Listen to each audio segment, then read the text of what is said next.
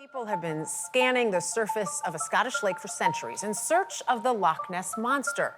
This weekend, there is a decidedly more ambitious effort underway to see if there's any truth to the legend. Ian Lee is at Loch Ness. For nearly a century, the Loch Ness Monster has been the world's most enduring mystery, drawing scientists, skeptics, and believers to its shadowed waters. Now, cutting-edge research claims the Loch Ness mystery is finally cracked. What scientists uncovered beneath Scotland's most famous loch is shocking, rewriting everything we thought we knew about the legend. The team of scientists sweeping the depths of Loch Ness said tonight they'd made sonar contact with a large unidentified object. Before getting into recent breakthroughs, we need to take a step back to understand how this legend began. The roots of the Loch Ness mystery stretch back centuries, shaping the myth that still captures global attention today. The legend of the Loch Ness Monster continues to captivate. Hundreds showed up to search for the mythical creature in the Scottish Highlands over the weekend. They say this is the biggest Nessie hunt in more than 50 years. A beast in the depths. Before the word Nessie ever came to be, the people of the Scottish Highlands had plenty of tales about what crept in their waters. These creatures weren't the usual kinds that were typical in nature. These ones were a lot more strange. The Celts, who were inhabitants of Scotland during the Iron Age, had a creature called the Kelpie. These creatures were sinister water spirits that could take the form of a horse to lure unsuspecting travelers to their grave. The Kelpies weren't the only strange creatures of that time. There was also the Nuckalevy, which was a very terrifying sea demon that had no skin. Fast forward to today, these creatures have been told in stories and only exist in folklore for fun. Now, there are reasons to believe that these weren't just stories told for fun, but warnings. Telling tales of these creatures was the only way to teach humans to respect the wild and untamed power of the lochs.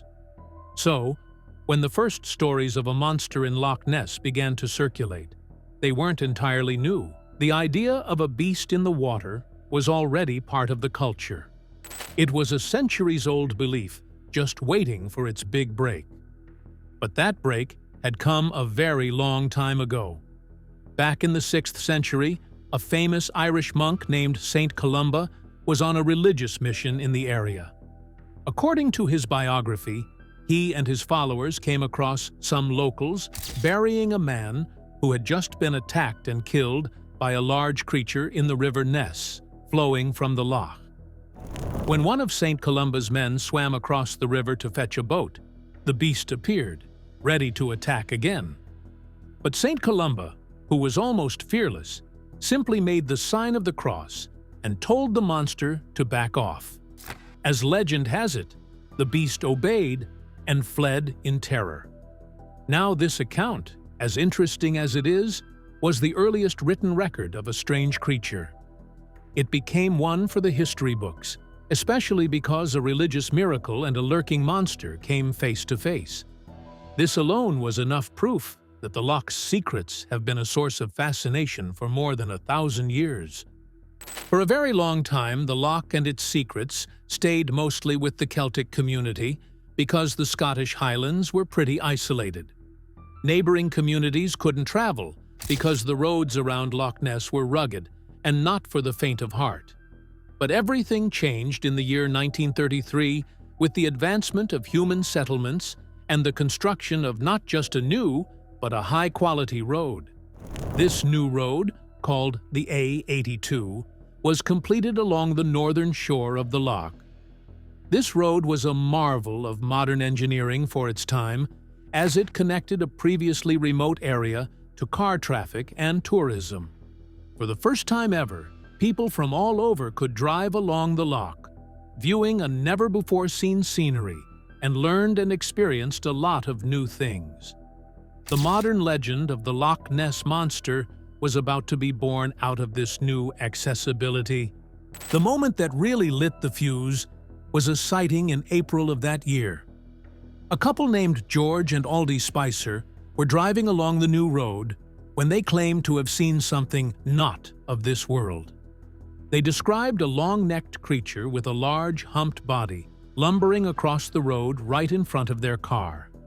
The couple claimed this creature carried some kind of small animal in its mouth before quickly slipping back into the loch. The Spicers' story, compared to other older accounts, was picked up by newspapers, and their detailed account went viral. It was the first widely reported sighting in the modern era, and soon the story crossed the borders of Scotland. Journalists all over the country began to report on every single sighting, no matter how small or unconfirmed. The creature quickly became known as the Loch Ness Monster. The world was captivated by this, and everyone wanted to know if this new and beautiful place was really the home to a living dinosaur. The monster was a massive story, and it gave the world a new, iconic mystery to obsess over, making it a global phenomenon, and the excitement was only getting started. The Spicer sighting put Loch Ness on the map, but it was a single, iconic photograph that would place the monster in the very mind of the public forever. The fabrication of a legend. In 1934, a London doctor named Robert Kenneth Wilson supposedly took a picture of a long-necked creature with a tiny head peeking out of the water. This picture was published in the Daily Mail newspaper, and it caused a lot of stir. And now what seemed like a fragment of someone's imagination now seemed true. The picture looked exactly like what the Spicer couple had claimed they saw. The creature in the photo looked like an ancient dinosaur, more specifically, a plesiosaur, which was already extinct. Even though the picture was blurry and grainy, the details on it were enough to convince people it was real. Soon enough, the face of the creature in the picture became the standard of what a monster looked like. It was shown in magazines and every possible media outlet. Not only that, it grew so popular that children's toys were made in its likeness, and movies also had creatures that looked just like the one in the photo. Authors of books were not excluded, as they write horror stories with the photo of this creature in mind. The creature had a neck as long as a serpent with humps on its back. The world was obsessed with the creature in this already popular picture. For a long time, nobody really challenged it. Why would anyone question the most famous photo of a monster in the world? Then, in 1994, the truth finally revealed itself. It was a shocking confession that completely shocked everyone. A man named Christian Sperling, on his deathbed, admitted the whole thing was a lie. He was the stepson of Marmaduke Wetherell, a big game hunter who had been hired by the Daily Mail to find the monster in 1933. When Wetherell couldn't find anything, the newspaper made fun of him. To get revenge, he decided to pull a con on them. Sperling, who was a craftsman, built a fake monster head and neck out of plastic and wood. He and his sons attached this fake head to a toy submarine, took it out on the loch, and snapped a few pictures.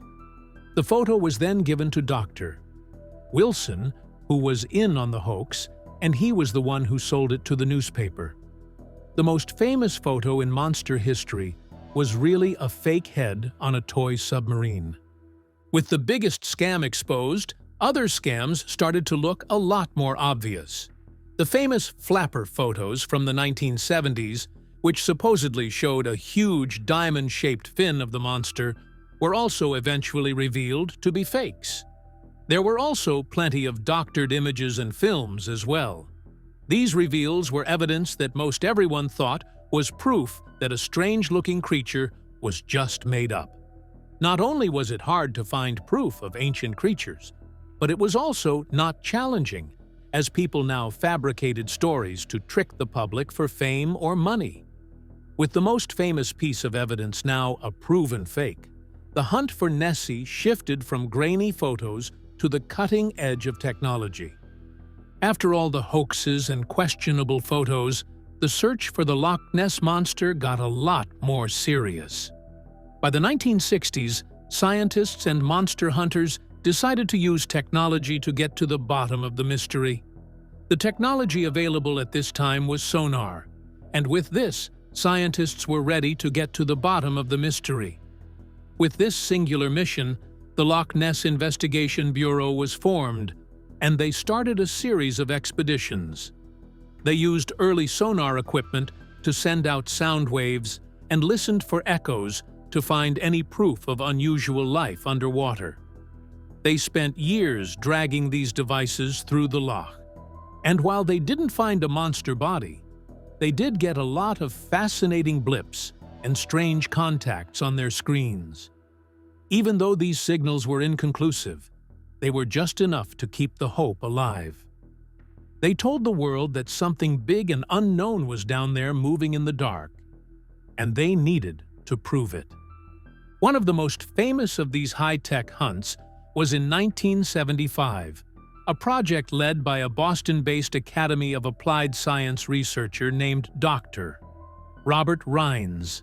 His team used a combination of sonar and underwater cameras to get clear pictures of whatever was making those mysterious blips. They were able to capture something. This picture was what they called the flipper photo. It was a blurry, grainy underwater image that seemed to show a large, diamond-shaped appendage. To many people, this looked just like the flipper of a plesiosaur. Later on, the photo was published around the world, and for a short while, it seemed like science was on the verge of proving the existence of an actual monster. Dr. Rines believed he was on the right track, and his work gave a new wave of credibility to the search, but the real deal was just around the corner. In 1987, the biggest and most ambitious sonar expedition ever was launched on the loch, and it was called Operation Deep Scan. The operation has seasoned experts who came prepared with a fleet of 20 boats armed with advanced sonar equipment organized to sweep the entire loch. Their goal was to leave no stone, or rather, no part of the loch, unturned. The boats moved in a straight line, while their sonar systems sent strong signals into the depths of the sea. The excitement was off the charts when the screens started lighting up. The team of researchers even made a formal statement, claiming they had detected an unidentified large object at a depth of over 600 feet. With the world on its toes, it seemed as though the high-tech hunt was finally going to give them the answers they had so desperately been waiting for. But even with the endless search and the high-tech equipment, they still weren't able to find what they had gathered for. Once again, the monster remained a mystery. While the sonar readings were clearer and better, it didn't catch any sight of a creature. The loch itself was a difficult place to work in because of its incredible depth, light limitations, and constant temperature change. The conditions of the water in the loch made it very challenging to pick up any clue that could lead to finding the creature. And for some, the scientific community was back to square one. As years went by, technology became increasingly sophisticated. A lot of solutions were found, except this particular one.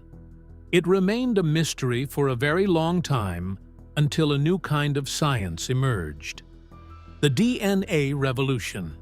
After all the years of searching with boats and sonar, it seemed like the mystery of Loch Ness was a dead end.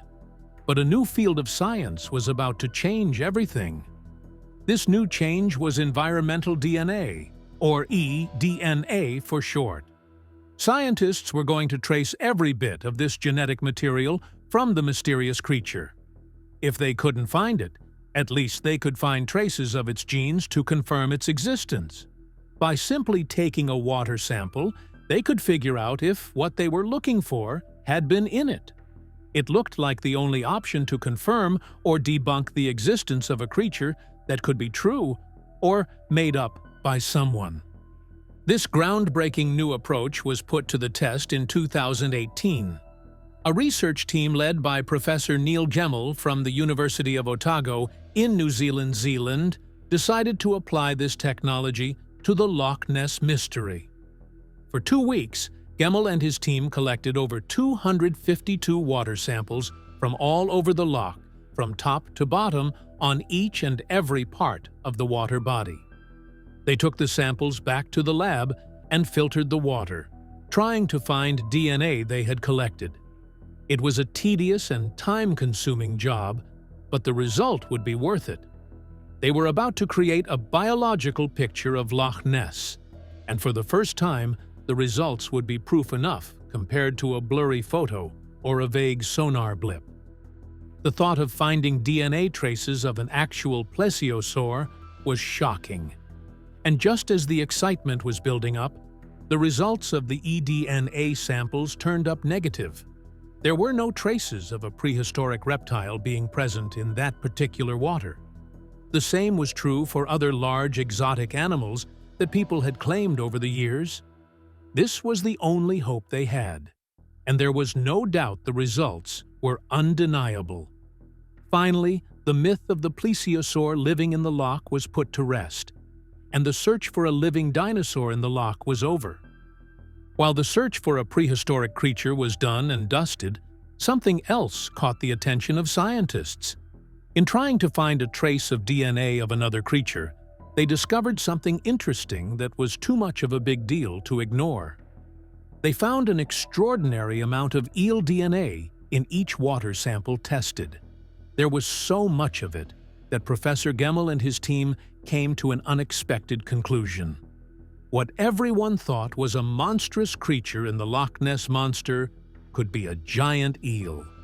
While most eels in the loch are small, Gemmel's team figured that a few eels could grow to a very large size, some several meters long. In murky water like the loch, a big eel could easily look like the long, serpent-like creature everyone claimed they saw.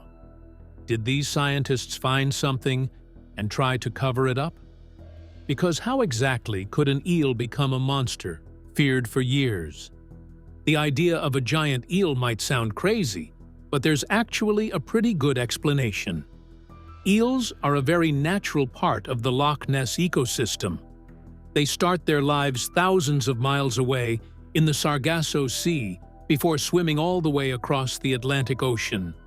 From there, they move up rivers and into freshwater lochs and lakes all over Europe, including Loch Ness.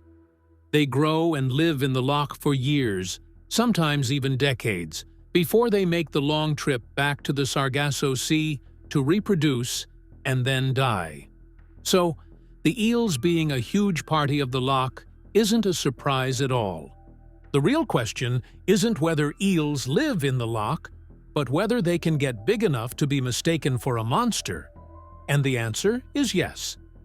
Eels grow to enormous sizes due to gigantism.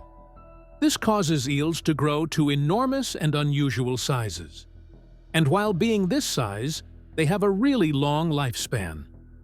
Eels have been known to live for over 50 years, which gives them plenty of time to grow. Also, scientists have found eels in other parts of the world that were much larger than their typical size. For a place like the loch, it would be shocking to see something that looks like a giant eel peering out over the waters, especially because of how dark and murky it gets. A huge eel swimming just below the surface would create a wave or a wake that looks exactly like a hump. Its long body moving through the water in a side-to-side motion, forming a rippling motion, could easily create the impression of multiple humps. If an eel decided to raise its head to the surface, its long neck and small head could be easily mistaken for the classic monster shape everyone sees in drawings. Their behavior, especially in the poor light and choppy conditions of the loch, makes them the perfect misidentification. All of this explains everything about how an innocent eel was mistaken for a freakish creature.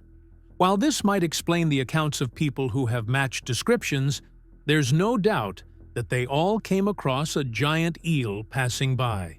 While science has offered a detailed explanation to this mystery, the human mind played a really huge role in the monster propaganda throughout the years.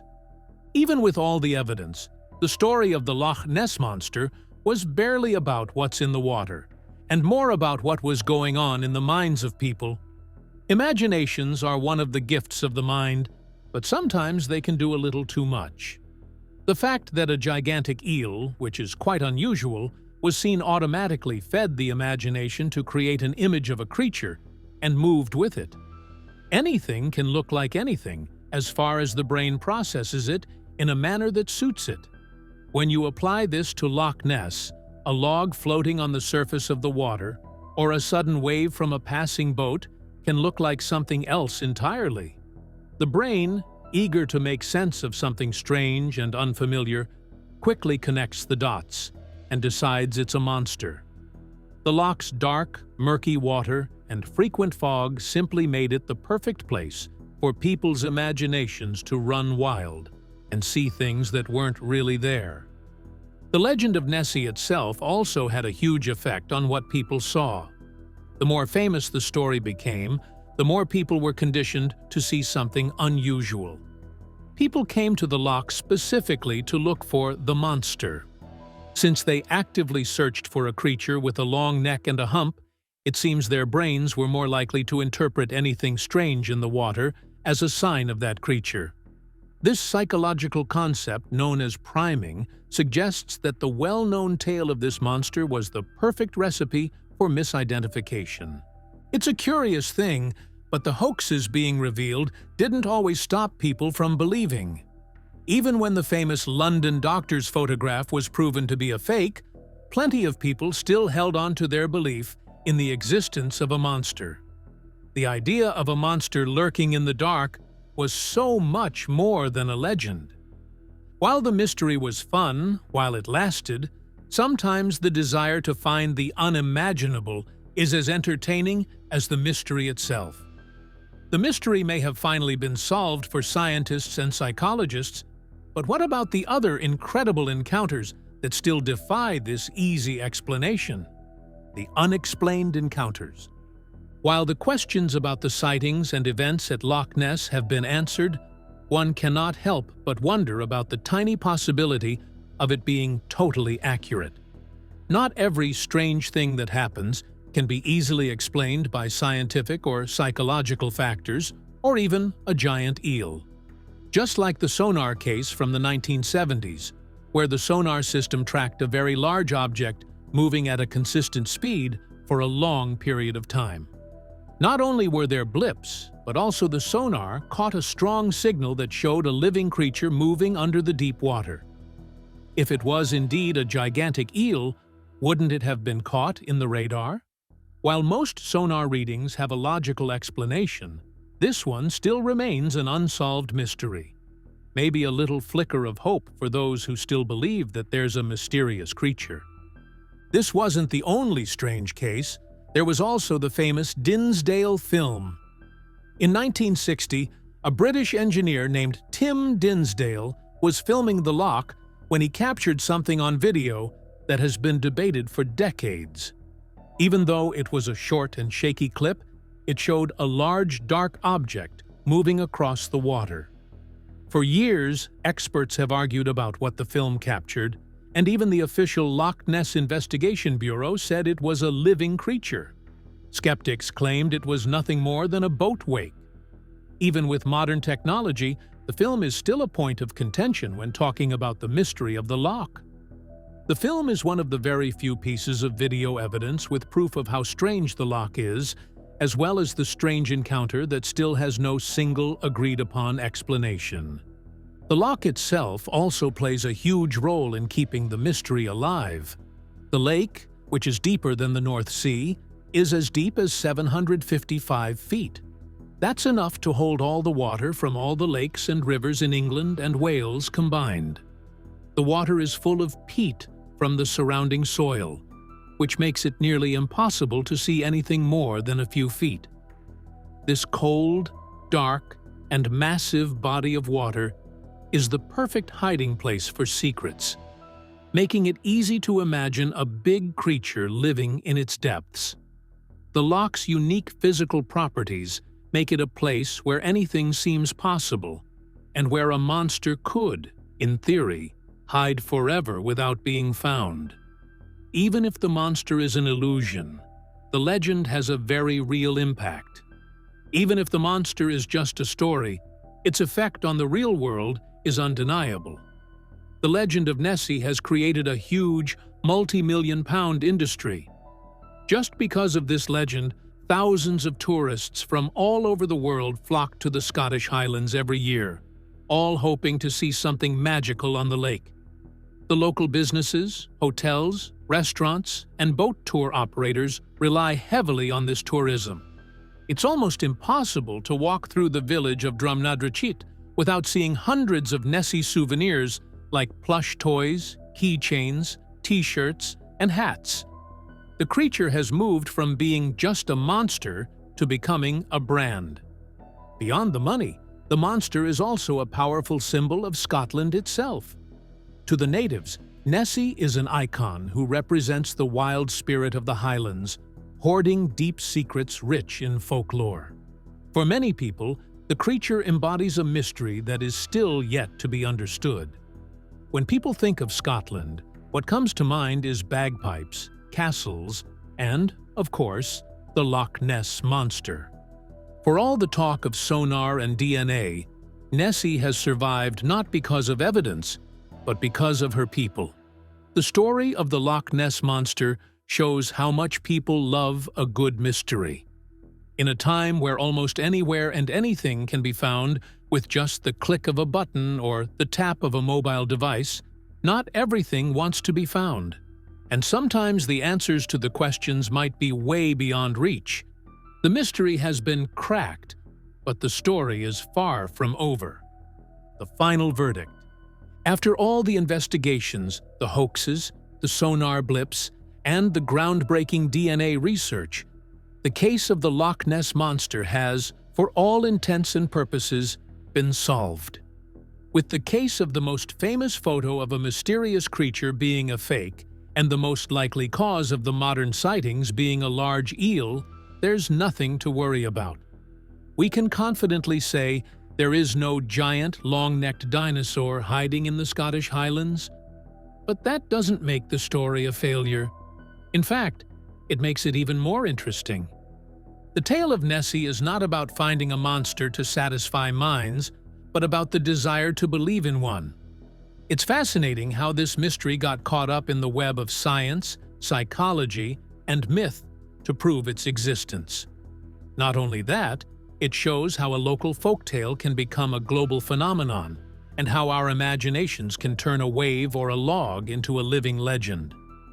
This is where the true beauty of the Loch Ness mystery lies. All in all, every story of this mysterious creature hints about the human need for wonder and magic, in a world that can sometimes feel too predictable. The myth of Nessie is proof that not everything has to have a simple explanation, and that sometimes the most exciting part of a journey is the search itself. The Loch Ness Monster is not the only mystery of the world yet to be solved. There are still many other similar cases that have also captured our imagination. One particular and very popular one is the legendary Yeti in the Himalayas and Bigfoot in North America. For decades, people have searched for them, collecting blurry photographs, questionable footprints, and eyewitness accounts. But just like with Nessie, these mysteries have faced increasing scrutiny. Scientific analysis of supposed Bigfoot hair samples has shown they were from known animals like bears or bison. DNA tests on Yeti samples have pointed to bears as the real culprit. In many of these cases, the evidence falls apart under modern scientific testing, just as it did at Loch Ness, with similar patterns of a mix of folklore, misidentification, and outright hoaxes keep the mystery alive, even when the scientific evidence says otherwise.